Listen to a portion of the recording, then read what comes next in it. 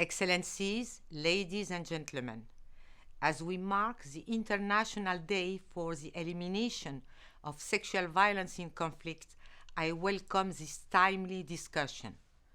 The urgent need to protect children from conflict-related sexual violence is drastically increasing.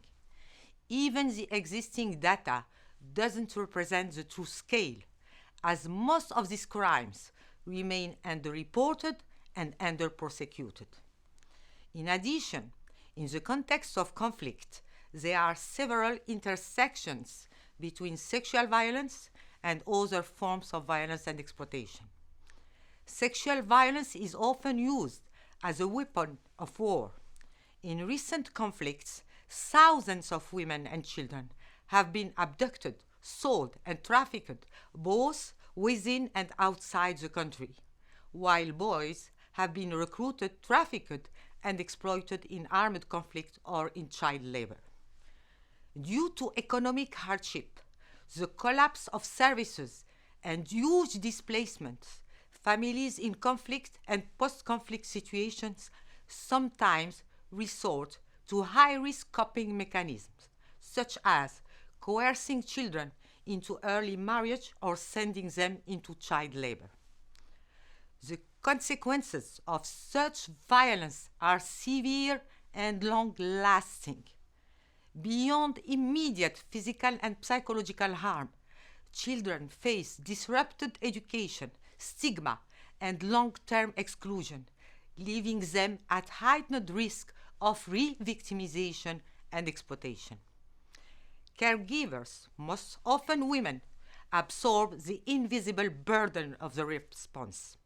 As health, protection, and social systems break down, they become the primary providers of care, protection, and emotional support, often without resources or assistance.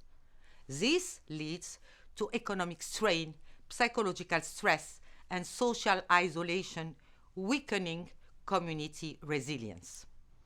The responses, which already didn't match this challenge before, are being alarmingly reduced as major donors are pulling back. All this results in a pre-, and post-conflict cycle of violence. Breaking this cycle requires sustainable integrated services that are easily accessible to all children and their caregivers, including health, mental health and psychosocial support, education, social and child protection, legal assistance and justice, as well as economic empowerment. Breaking this cycle also requires ending impunity and holding perpetrators accountable for these crimes. Seeing justice done and obtaining effective remedies can be a crucial aspect of healing for victims and survivors. And all this action must be guided by the voices and lived experiences of children, caregivers, and survivors. This is the only way to truly empower children, families, and communities, and to safeguard their future. Let me conclude by quoting former UN Secretary General Kofi Annan. "There is no trust more sacred than the one the world holds with children. There is no duty more important than ensuring that their rights are respected, that their welfare is protected, that their lives are free from fear, and that they can grow up in peace." Thank you.